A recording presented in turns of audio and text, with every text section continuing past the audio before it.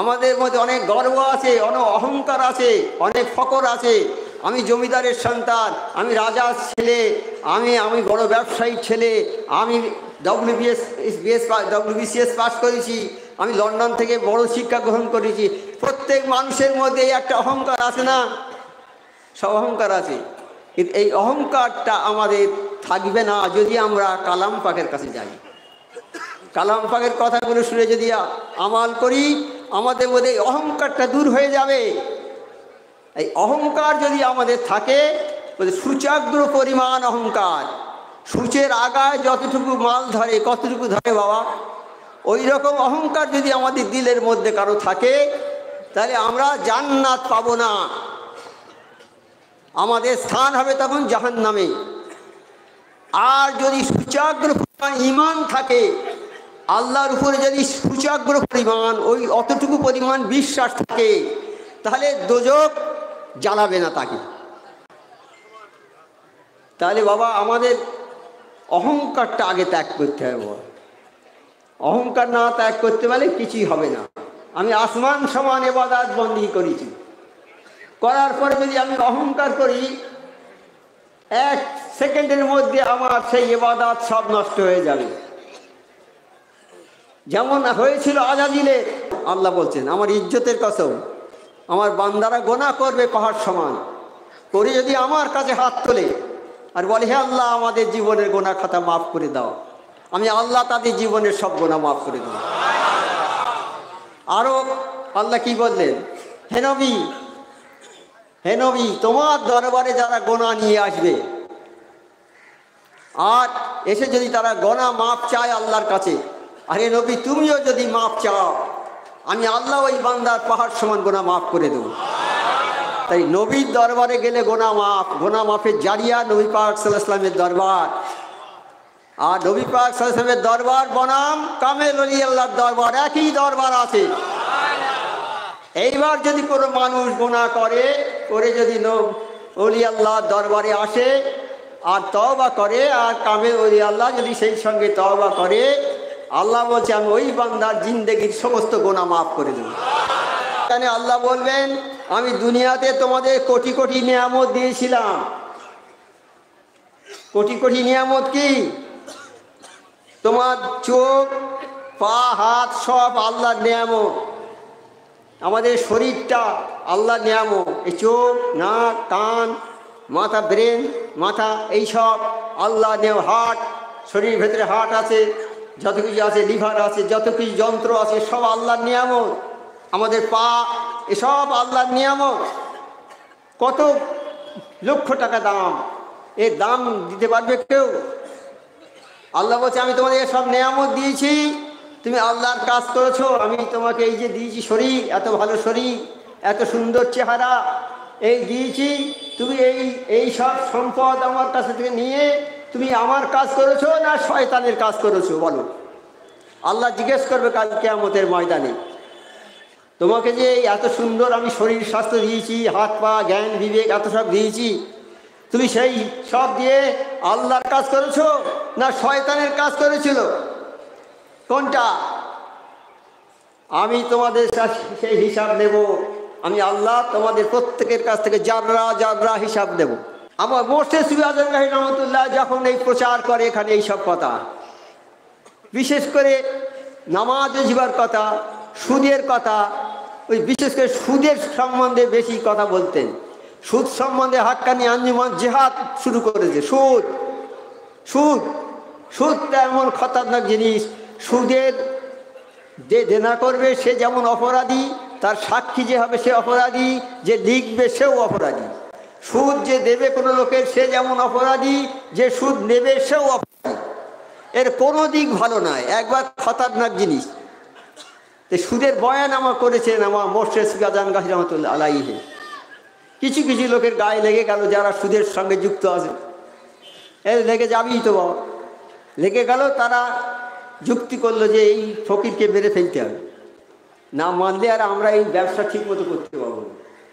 তারা এসে আমার মোর্শেদ তখন ওই অজিহা পড়ছেন হজার মধ্যে বসে বসে, আর এসে মাথায় সজোরে লোহার রডের আঘাত করেছে, মাথা ফিনকি দিয়ে রক্ত বেরোচ্ছে, আর মোর্শেদ সেই রক্তটা হাতে করে নিয়ে আর বলছে, আল্লাহ ওরা বোঝে না, ওরা আমাকে চেনে না, আল্লাহ ওদের ক্ষমা করে দাও আল্লাহ, ওদের ছেলে ফিরে বিবি বাচ্চা সবাইকে ক্ষমা করে দাও আল্লাহ, ওদেরকে বোঝার তৌফিক দাও আল্লাহ, ওদের হেদায়েত করো আল্লাহ। এই বলে কাঁদছে আর ওইরকম করছে। আরও পেছনে দল অনেক আসছিল, আরও মারবে বলে আমার হুজুরকে, মেরে একদম শেষ করে দেবে। তখন যখন লোক ছুটে আসছে, বলছে কি খবর কি? তা বলছে, দেখ ফকির বাবা কি বলছে দেখ না, শোন, কান পেতে শোন। তারা সবাই শুনে সবাই গিয়ে আমার হুজুরকে পায়ে জড়িয়ে ধরলো, গিয়ে আমার হুজুরকে সবাইকে ক্ষমা করেছেন। তারা সবাই হাক্কানির অনুসারী হয়ে গিয়েছিল। আগে তো নামাজ পড়তো না কেউ, বিভিন্ন গাছ পাহাড় নদী এইসব জিনিসের চাঁদ সূর্য এদের সব পুজো করতো, এদের পুজো করতো সব। তাই বলছে নইবা, বলছি এসব করো না বাবা, এই গাছের কাছে সেজদা করো না, গাছকে পুজো করো না। এই আকাশকে পুজো করতো, চাঁদকে পুজো, সূর্যকে দেবতা বলে পুজো করতো। এসব করো না, তোরা এক আল্লাহর পূজা করো, আল্লাহর আরাধনা করো, আল্লাহর উপাসনা করো। কামেল উলি আল্লাহর মজলিস সুফি আজল গাছি রহমতুল্লাহ জামানার মুজাদ্দিদ, তাঁরই দরবারে দাঁড়িয়ে বলার মতো যোগ্যতা ক্ষমতা আমার নেই। এখানে বহু মৌলানা, হাফেজ, কারি, মুফতি, তারও চেয়ে উচ্চ পর্যায়ের মানুষ আছে। বিশেষ করে আমার মুর্শিদগণ বলে গেছেন যে সুফি আজম গাহিতার দরবার অলির দরবার, অলির দরবার হলো অলি তৈরির কারখানা। এখান থেকে লক্ষ লক্ষ অলি তৈরি হয়ে যাচ্ছে। তো সেরকম অনেক অলি আল্লাহ এখানে আছেন। অলি আল্লাহর সমপর্যায়ভুক্ত মানুষ এখানে আছে। কাজী তারা ছদ্মবেশে আছে, তারা নিজেদের আত্মপ্রকাশ করে না। তো এখানে মুখ খোলা খুবই কষ্টকর। তাছাড়া এই যে অনুষ্ঠানটা সারা বিশ্বে প্রচারিত হচ্ছে, সেখানে কত উন্নত ধরনের মানুষ আছে। যাই হোক, আল্লাহ পাক এবং রসুল সাল্লাল্লাহু সাল্লাম এবং কামিল মুর্শেদ যদি আমাকে কিছু বলার তৌফিক দেন, আমি দু একটা আপনাদের জানা কথাই আলোচনা করব মাত্র। আর যদি বলার মধ্যে কোনো ভুল বা বেয়াদবি হয়ে যায়, আল্লাহর ওয়াস্তে ক্ষমা করে দেবেন। কামেল ওলিয়ার দরবার, এই কামেল ওলিয়ার দরবারে যারা এসেছে তারা যেন অন্ধকার থেকে আলোর মধ্যে এসে গেছে। আর যারা এখানে আদবের সঙ্গে বসেছে, 100 বছরের বেরিয়া ইবাদতের সব আল্লাহ তাদের আমল নামায় লিখে দেন। শুধু তাই নয়, যারা এই দরবারে আসার জন্যে বাড়ি থেকে নিয়ত করে বেরিয়েছে যে আমি আজান গাছি রহমতুল্লাহ 10 দিনের অনুষ্ঠানে যাব এবং সেখানে থাকব,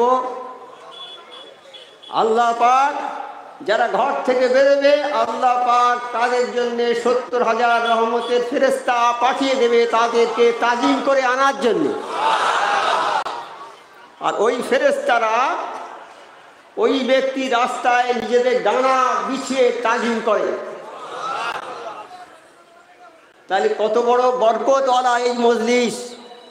এই মজলিসটা সাধারণ মজলিস নয়। আর এই মজলিসে আমার আল্লাহ পাক বললেন, হে নবী, তোমার মজলিসে যারা কোনো মানুষকে বসার জায়গা করে দেবে, আমি আল্লাহ সেই মানুষটাকে জান্নাতে জায়গা করে দেব। তা আমাদের এই মজলিস নবী পাক সাল্লাল্লাহু আলাইহি ওয়াসাল্লামের অনুরূপ মজলিস। নবী পাক সাল্লাল্লাহু আলাইহি ওয়াসাল্লামের মজলিস বনাম সুফি আজম গাছি রহমতুল্লাহের মজলিস। এই মজলিসে যদি কোনো মানুষকে বসার জায়গা করে দেয়, তাহলে আল্লাহ ওই মানুষটাকে কাল কিয়ামতে জান্নাতে জায়গা করে দেবে। তাহলে কত বড় মজলিস এটা, আমরা এটা বুঝতে পারবো না সহজে। এই মজলিসের যে কত বড় গুরুত্ব, তবে সব কিছু আমরা হাসিল করতে পারবো যদি আমাদের মধ্যে ধৈর্য থাকে, সবর থাকে। আর যদি সবর, ধৈর্য যদি থাকে, সবর যদি থাকে আমাদের মধ্যে, হ্যাঁ, আমাদের মধ্যে সবর থাকে বা আদব যদি থাকে আমাদের মধ্যে, আদবটা রক্ষা করে যদি আমরা এই মসজিদে বসি, তাহলে মসজিদের সমস্ত বরকত রহমত আমরা পেয়ে যাব ইনশাআল্লাহ তাআলা। আমরা পেয়ে যাব সেই বরকত। আদবের দরকার শুধু, আদব বেআদব বেনাসিব। যার আদব নেই তার ভাগ্যটা খারাপ, যার আদব আছে তার ভাগ্যটা ভালো। সেই আদবটা হচ্ছে আমাদের সঙ্গের সাথী, আদবটাকে আমাদের বহন করে নিতে হবে সর্বক্ষেত্রে, যেন আদব রক্ষা করতে পারতে পারি। হে আল্লাহ, আমাদের সবাইকে সেই তৌফিকটা দাও আল্লাহ, আমরা আদব রক্ষা করে এই মসজিদে বসে থাকতে পারি এবং মসজিদের যে সমস্ত আলোচনা হবে যেন শুনতে পারি আল্লাহ, সেই তৌফিক আমাদের সবাইকে দাও আল্লাহ। তাই যে সূরা মাইদার ৬৭ নম্বর আয়াতে বলছে, হে রসুল, আমার আল্লাহ রসুল সাল্লাল্লাহু আলাইহি সাল্লামকে বলছেন, আমার রসুল সাল্লাল্লাহু আলাইহি সাল্লামের নাম হচ্ছে হযরত মুহাম্মদ মুস্তাফা সাল্লাল্লাহু আলাইহি সাল্লাম। তিনি শেষ নবী, তারপরে আর কোনো নবী আসবে না। তাকেই বলছে, নবী, তোমার রবের নিকট থেকে যেটা আমি অবতীর্ণ করেছি তা প্রচার করুন। নবীকে বলছেন আল্লাহ যে তোমার আল্লাহর তরফ থেকে, আমার নবীর তোমার আমি যেটা অবতীর্ণ করেছি তোমার রবের নিকট হতে। আল্লাহ বলছেন নবীকে, হে নবী, তোমার আল্লাহর কাছ থেকে, তোমার রব তো আমি, নবী পাকের রব আল্লাহ। আল্লাহ বলছেন, হে নবী, তোমার রবের কাছ থেকে যেটা আমি অবতীর্ণ করেছি, অর্থাৎ যেটা তোমাদের কাছে দিয়েছি, পৌঁছে দিয়েছি, সেইটা যা তাতে যা আছে, আমার কথা উপদেশ যা আছে, সব মানুষের কাছে প্রচার করে দেয়। তা নবী পাক সাল্লাল্লাহু আলাইহি ওয়াসাল্লাম আমাদের কাছে কি দিয়েছেন? এই কালাম পাক। এই কালাম পাক আমাদের দিয়েছেন, আমার নবী পাক সাল্লাল্লাহু আলাইহি ওয়াসাল্লামের উপর এই কালাম পাক নাজিল করেছেন। আর বলে দিচ্ছেন, হে নবী, তুমি এই কালাম পাকের কথাগুলো মানুষকে সব শুনিয়ে দাও। তাই সেই কালাম পাকেরই মজলিস, সেখান থেকে আল্লাহর সমস্ত কথাগুলো মানুষকে শুনিয়ে দেয়া হয়। কাজেই এইসব কথা শুনতে গেলে আদব রক্ষার দরকার। এই মজলিসের আদব করতে হবে, নবীকে আদব করতে হবে, কামে আল্লাহর মজলিসকে আদব করতে হবে, আল্লাহকে আদব করতে হবে, আল্লাহর ভয় করতে হবে। তাহলে আমরা নেকি, বেশুমার নেকি অধিকারী হয়ে যাব। আল্লাহ পাক তো এই কালাম পাক পাঠালেন, এই কালাম পাকের মাধ্যম দিয়ে আমরা সমস্ত ভালো মন্দ সব জানতে পারলাম। এই কালাম পাকে আছে সব, এই কালাম পাকে যেগুলো আছে, এই কালাম পাক থেকে আমরা জানতে পারছি সব ভালো মন্দ, কোনটা ভালো কোনটা মন্দ। জ্ঞানে বিজ্ঞানে সর্বদিক থেকে আল্লাহ সৃষ্টি করেছেন এই মানুষকে সকলের সেরা করে। আল্লাহ পাক 18,000 মখলুক সৃষ্টি করেছেন, তার মধ্যে মানুষ হচ্ছে সর্বশ্রেষ্ঠ। জ্ঞানে বিজ্ঞানে সর্বদিক থেকে মানুষ সেরা, সবার সেরা। এই মানুষ যাতে আসফালা সাফিলিন, অর্থাৎ খারাপ হয়ে যায়, সৃষ্টির নগণ্য হয়ে যায়, সৃষ্টির সর্বশ্রেষ্ঠত মানুষ, যাতে এই মানুষ সৃষ্টির নিকৃষ্ট হয়ে না যায়, সৃষ্টির সবার চেয়ে হেয় প্রতিপন্ন না হয়, সেজন্য আমার আল্লাহ এই কালাম পাক পাঠিয়েছে। তো এই কালাম পাকের মাধ্যমে আমরা সব কিছু জানতে পারবো। আল্লাহ কি আমাদের বলেছেন, কোনটা নিষেধ করেছেন, কোনটা বলেছেন, সব কিছু জানতে পারলাম। কেন পাঠিয়েছেন? এটা যাতে আমরা ভালো থাকি, আমরা উচ্চ স্তরে করে, আমাদের সৃষ্টি করেছেন যে সবার মখলুকের শ্রেষ্ঠ করে, সেই শ্রেষ্ঠত্ব যেন আমাদের বজায় থাকে। এই শ্রেষ্ঠত্ব বজায় রাখার জন্য আমার আল্লাহ পাক এই কালাম পাক পাঠিয়েছেন। এই কালাম পাকের কাছে যাবে যারা, কালাম পাকের কথা যারা শুনবে, সেই মতো তারা কাজ করবে, তাহলে আমাদের শ্রেষ্ঠত্বটা বজায় থাকবে। আমার আল্লাহ চান যে আমরা যেন সবাই আল্লাহমুখী হয়ে যাই, আমরা আল্লাহমুখী হয়ে যাই। এই জন্যেই আমার মোর্শেদ সুফি আজম রহমতুল্লাহ আলাইহে এই 10 দিনের এই সালানা স্কুল কায়েম করেছে। আমরা যাতে আল্লাহমুখী হয়ে যাই, আমাদের মধ্যে অনেক গর্ব আছে, অনেক অহংকার আছে, অনেক ফকর আছে। আমি জমিদারের সন্তান, আমি রাজার ছেলে, আমি বড় ব্যবসায়ীর ছেলে, আমি WBCS পাস করেছি, আমি লন্ডন থেকে বড় শিক্ষা গ্রহণ করেছি। প্রত্যেক মানুষের মধ্যে একটা অহংকার আছে না? সব অহংকার আছে, কিন্তু এই অহংকারটা আমাদের থাকবে না যদি আমরা কালাম পাকের কাছে যাই। কালাম পাকের কথাগুলো শুনে যদি আমাল করি, আমাদের মধ্যে এই অহংকারটা দূর হয়ে যাবে। এই অহংকার যদি আমাদের থাকে, সূচাগ্র পরিমাণ অহংকার, সূচের আগায় যতটুকু মাল ধরে কতটুকু ধরে বাবা, ওই রকম অহংকার যদি আমাদের দিলের মধ্যে কারো থাকে, তাহলে আমরা জান্নাত পাবো না, আমাদের স্থান হবে তখন জাহান্নামে। আর যদি সূচাগ্র পরিমাণ ঈমান থাকে, আল্লাহর উপরে যদি সূচাগ্র পরিমাণ ওই অতটুকু পরিমাণ বিশ্বাস থাকে, তাহলে দোজখ জ্বালাবে না তাকে। তাহলে বাবা আমাদের অহংকারটা আগে ত্যাগ করতে হবে। অহংকার না ত্যাগ করতে পারলে কিছুই হবে না। আমি আসমান সমান ইবাদত বন্দেগী করেছি, করার পরে যদি আমি অহংকার করি, 1 সেকেন্ডের মধ্যে আমার সেই ইবাদত সব নষ্ট হয়ে যাবে। যেমন হয়েছিল আজাজিলের। আজাজিল কত বছর ইবাদত করেছে? 6 লক্ষ বছর।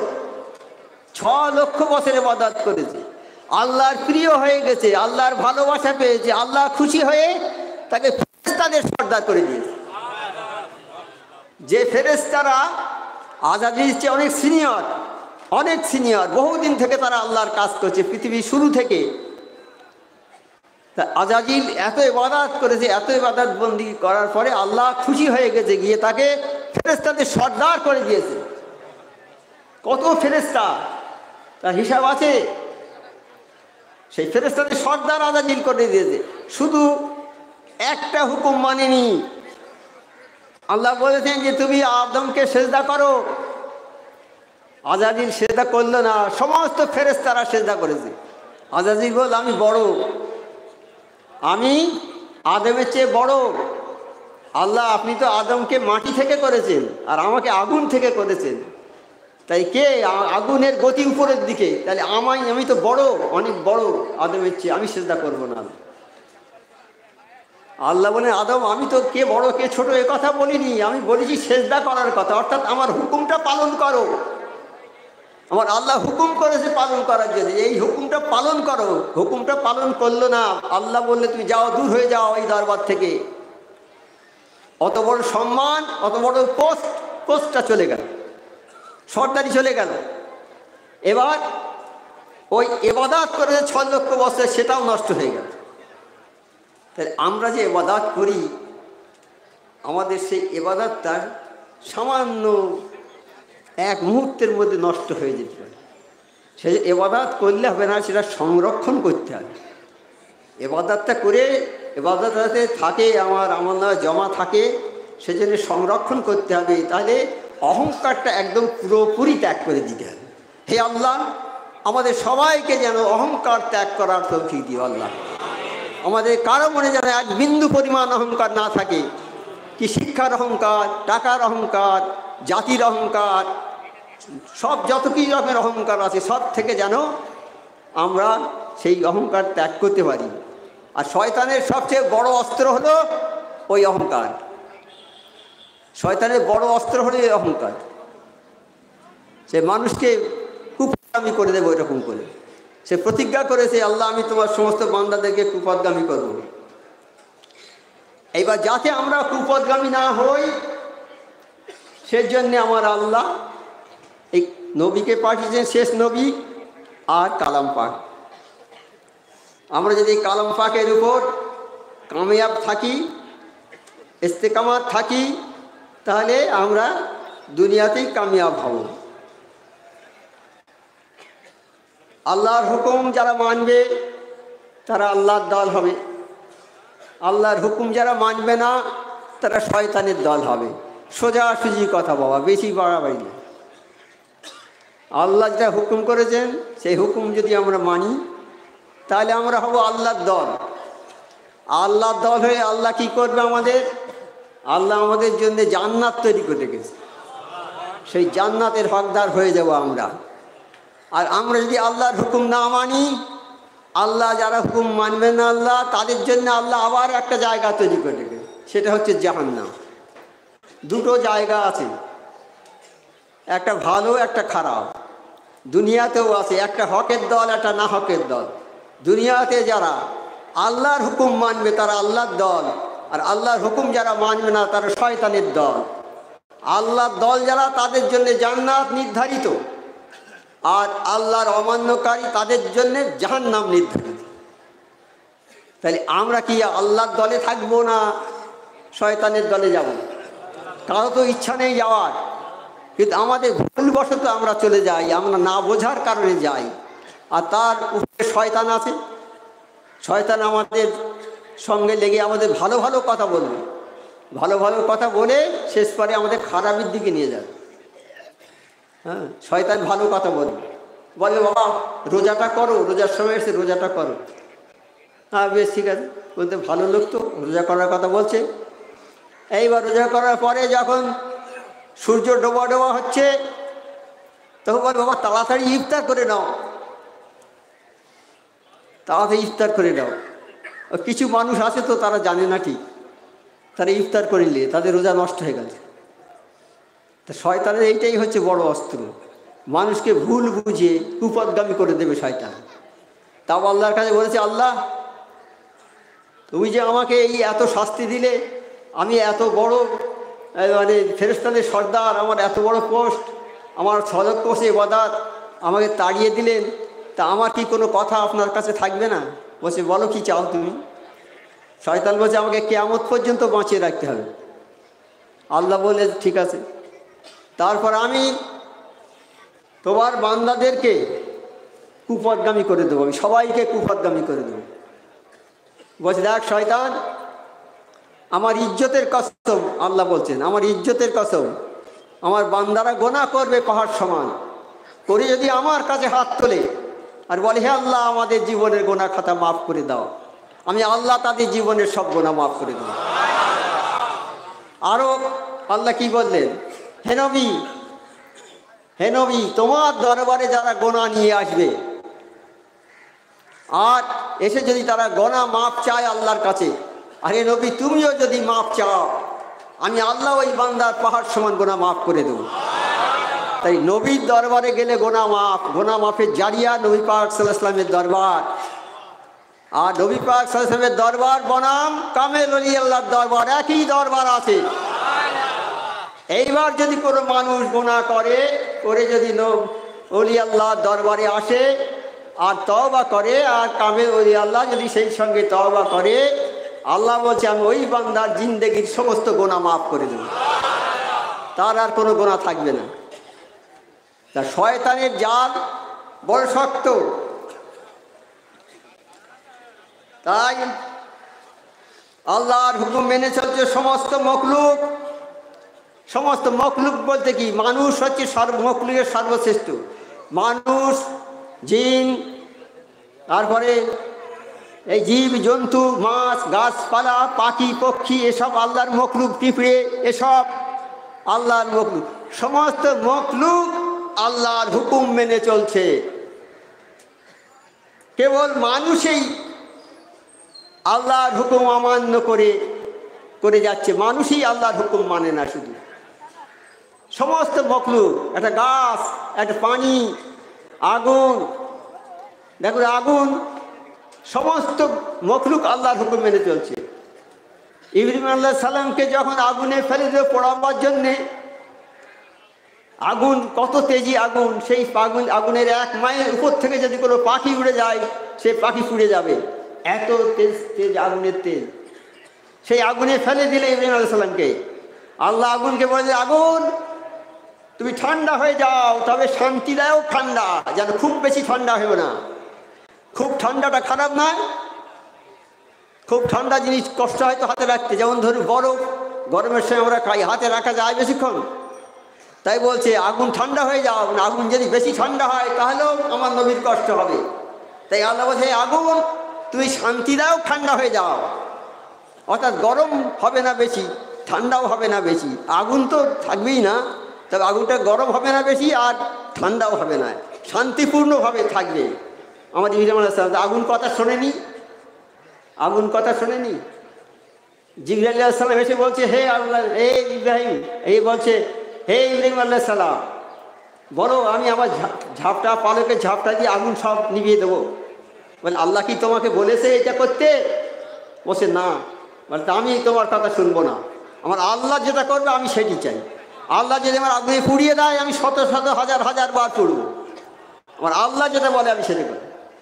আল্লাহ বলেন, আগুন তুমি শান্তি দাও, ঠান্ডা হয়ে যাও। তাই আল্লাহর হুকুম আগুন শোনে, পানি শোনে, পাহাড় পর্বত সবাই শোনে। একজন কামেল ওই আল্লাহ যাচ্ছেন তার শিষ্যদের নিয়ে, যেতে যেতে এক কামার শালের কাছে গিয়েছে। কামার শালের কাছে গিয়ে ওই আল্লাহ অজ্ঞান হয়ে পড়ে গেছে। সবাই তখন মাথায় পানি দিচ্ছে, সব সেবা যত্ন করছে, মাথায় পানি দিচ্ছে, সব করছে। খানিকক্ষণ পরে যখন হুঁশ হয়েছে তখন বলছে, হুজুর, এই আপনার কি হলো? আপনি এখানে এসে অজ্ঞান হয়ে গেলেন? তো বলে, বাবা, আমি যখন কামার শালের কাছে এসেছি, কামাররা লোহা পুড়িয়ে লাল করে আর টকটকে হয়ে লোহার হাতুড়ি ওরই উপরে মারছে সজরে এইরকম, আর ওই আগুনের ভেতর থেকে শব্দ বেরোচ্ছে, আল্লাহ আল্লাহ আল্লাহ। বাবা, আমি এইটা শুনে অজ্ঞান হয়ে গেছি। সমস্ত মখলুক আল্লাহর হুকুম মানে, আল্লাহর কথা মতো কাজ করে। একমাত্র মানুষই আল্লাহর হুকুম থেকে সরে যাচ্ছে, হয়ে আসফালা সাফিলিন, সৃষ্টির একেবারে নগণ্য হয়ে যাচ্ছে। যাতে মানুষ সৃষ্টির একেবারে নগণ্য না হয়, সেজন্য আমার নবী আমার আল্লাহ প্রত্যেক যুগে যুগে যখন যখন মানুষের সৃষ্টির শুরু থেকে প্রত্যেক যুগে যুগে নবী পাঠিয়েছে। আর এই শেষ নবী হযরত মুহাম্মদ মুস্তাফা সাল্লাল্লাহু আলাইহি সাল্লামকে সর্বশেষ পাঠিয়েছেন। ইনি শেষ নবী, এনার পরে আর কোনো নবী আসবে না।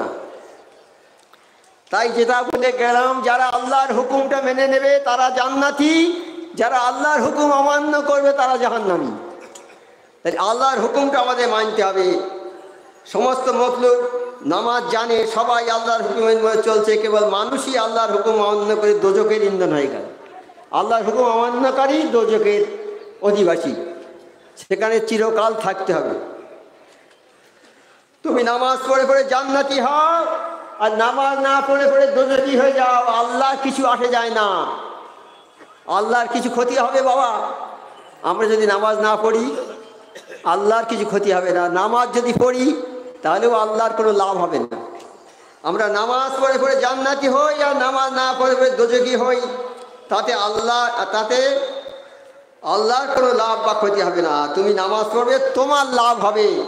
তুমি নামাজ পড়বে না, তোমার ক্ষতি হবে বাবা। তুমি যদি নামাজ না পড়ো তোমার ক্ষতি হবে, তোমার লাভ হবে না। তাই নামাজটা আমাদের পড়তে হবে। কিয়ামতের ময়দানে আল্লাহ বলবেন, আমি দুনিয়াতে তোমাদের কোটি কোটি নিয়ামত দিয়েছিলাম। কোটি কোটি নিয়ামত কি? তোমার চোখ, পা, হাত সব আল্লাহর নিয়ামত। আমাদের শরীরটা আল্লাহর নিয়ামত। এই চোখ, নাক, কান, মাথা, ব্রেন, মাথা, এইসব আল্লাহ নিয়ামত। হার্ট, শরীরের ভেতরে হার্ট আছে, যত কিছু আছে, লিভার আছে, যত কিছু যন্ত্র আছে, সব আল্লাহর নিয়ামত। আমাদের পা, এসব আল্লাহর নিয়ামত।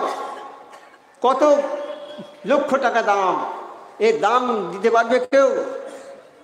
আল্লাহ বলছে, আমি তোমাদের সব নিয়ামত দিয়েছি, তুমি আল্লাহর কাজ করেছো। আমি তোমাকে এই যে দিয়েছি শরীর, এত ভালো শরীর, এত সুন্দর চেহারা, এই দিয়েছি, তুমি এই সব সম্পদ আমার কাছ থেকে নিয়ে তুমি আমার কাজ করেছো না শয়তানের কাজ করেছো? বলো।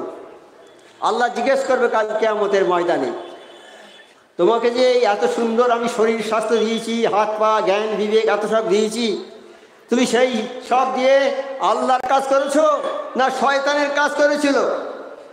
কোনটা? আমি তোমাদের সেই হিসাব নেব। আমি আল্লাহ তোমাদের প্রত্যেকের কাছ থেকে জাররা জাররা হিসাব নেব। কেউ এইসব কথা আল্লাহর সামনে দাঁড়িয়ে যতক্ষণ আমার আল্লাহ আমাদের প্রশ্ন করবে ততক্ষণ আমাদের উত্তর দিতে হবে। এক পা তোলার ক্ষমতা কারো হবে না, এক পা তোলার ক্ষমতা হবে না। আমাদের মরতে হবে, মৃত্যু অবশ্যই মানুষের হবে, মরার পরে আল্লাহর সামনে দাঁড়াতে হবে গিয়ে। আল্লাহ তখন প্রশ্ন করবে যে তোমার এত সুন্দর চেহারা, এত শিক্ষা, এত দীক্ষা, এত সব দিয়েছি, তুমি এই জন্য আমার কি কাজ করেছো? যদি আমরা ভালো কাজ করে থাকি তাহলে ভালো, খারাপ কাজ করলে খারাপ, ভালো কাজ করলে জান্নাত, খারাপ কাজ করলে জাহান্নাম। হ্যাঁ, এবারে আল্লাহ কি বলছে, হে নবী আমার সমস্ত হুকুমকে আদম সন্তানের কাছে পৌঁছে দাও। যে কথা আগেই বলেছি আমি, আল্লাহ বলেন হে নবী আবার সমস্তগুলো আদম সন্তানের কাছে পৌঁছে দাও। আদম মানে আমাদের আদি পিতা আদম আলাইহিস সালাম, আমরা সবাই ওনার সন্তান, আদম সন্তান আমরা। আল্লাহ বলছে যে আমার এই হুকুমগুলো আদম সন্তানদের কাছে পৌঁছে দাও।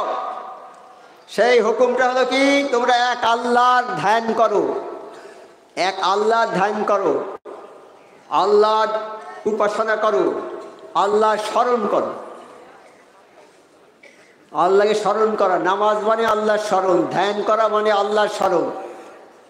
ধ্যান করা নামাজ বলে তোমরা পূজা করো, আল্লাহর পূজা করো। পূজা করা মানে নামাজ করা, আল্লাহর পূজা করো, ধ্যান করো, আল্লাহ স্মরণ করো। এইবার আবার নবী পাক সাল্লাল্লাহু আলাইহি ওয়াসাল্লাম এই কথা প্রচার করে দিয়েছে সবার কাছে যে বাবা তোমরা সব নামাজ পড়ো।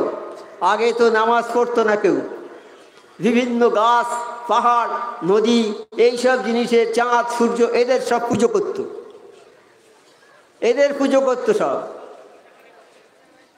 তাই বলছে নবী পাক বলছে এসব করো না বাবা, এই গাছের কাছে সেজদা করো না, গাছকে পুজো করো না। এই আকাশকে পুজো করতো, চাঁদকে পুজো, সূর্যকে দেবতা বলে পুজো করতো। এসব করো না, তোরা এক আল্লাহর পূজা করো, আল্লাহর আরাধনা করো, আল্লাহর উপাসনা করো। এই কথা আমার নবী পাক প্রচার করে দিয়েছেন। তারপরে কি হলো, কেউ কেউ কথা মেনে নিয়েছে আর কেউ কেউ এ কথা মানেনি, অমান্য করেছে।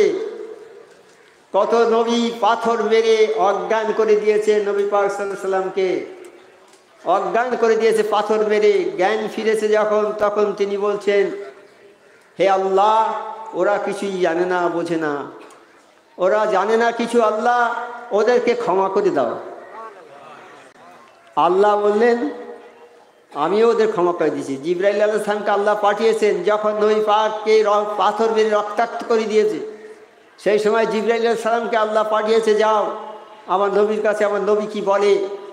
জিবরাইল বলছে নবী তুমি যদি বলো যারা তোমাকে এই রকম মেরে রক্তাক্ত করেছে তাদের, শুধু তাদের কেন, তাদের গ্রাম দেশটা একদম ধ্বংস করে দেবো। আমার নবী বললেন না, এইটা ধ্বংস করবে, ওরা বোঝে না, ওরা না বুঝে আমার উপরে অত্যাচার করেছে। আল্লাহ ওদের বোঝার ক্ষমতা যখন দেবে তখন ওরা সব ফিরে আসবে। হে আল্লাহ আমি ওদের ক্ষমা করে দিয়েছি। আল্লাহ তাআলা হে জিবরাইল আমার নবী যখন ক্ষমা করেছে আমি ওদের ক্ষমা করে দিলাম। তার আমার মোর্শেদ সুফি আজম রহমতুল্লাহ যখন এই প্রচার করে এখানে এইসব কথা, বিশেষ করে নামাজ জীবার কথা, সুদের কথা, ওই বিশেষ করে সুদের সম্বন্ধে বেশি কথা বলতেন। সুদ সম্বন্ধে হাক্কানি আঞ্জুমান জিহাদ শুরু করেছে। সুদ সুদ সুদটা এমন খতরনাক জিনিস। সুদের যে দেনা করবে সে যেমন অপরাধী, তার সাক্ষী যে হবে সে অপরাধী, যে লিখবে সেও অপরাধী। সুদ যে দেবে কোনো লোকের সে যেমন অপরাধী, যে সুদ নেবে সেও অপরাধী। এর কোনো দিক ভালো নয়, একবার খতরনাক জিনিস। তো সুদের বয়ান আমার করেছেন আমার মোর্শেদ সুফি আজম গাজী রহমতুল্লাহ আলাইহি। কিছু কিছু লোকের গায়ে লেগে গেল যারা সুদের সঙ্গে যুক্ত আছে, এর লেগে যাবেই তো বাবা, লেগে গেল। তারা যুক্তি করলো যে এই ফকিরকে মেরে ফেলতে হবে, না মানলে আর আমরা এই ব্যবসা ঠিক মতো করতে পারবো না।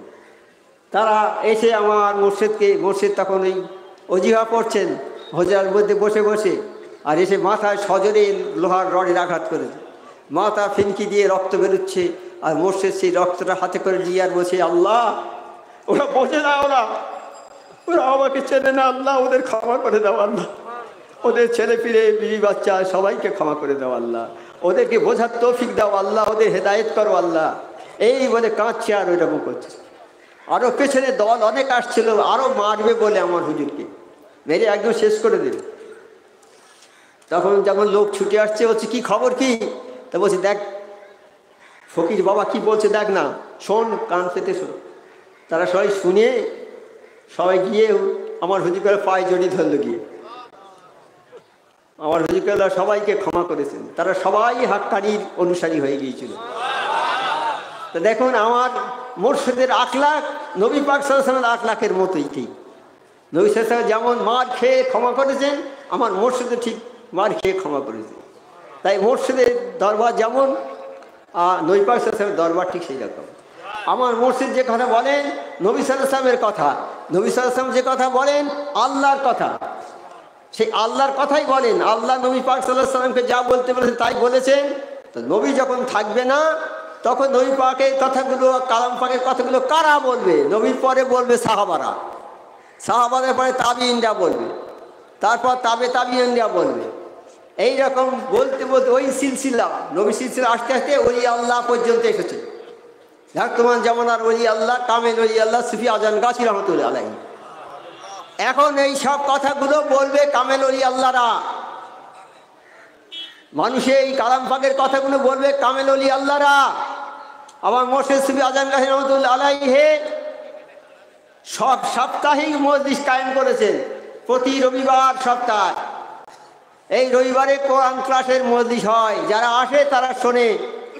আর বছরের শেষ 10 দিন এখানে কোরআনের কথা শুধু আলোচনা হচ্ছে, আর অন্য কোনো কথা, দুনিয়াভি কোনো কথা আলোচনা হয় না।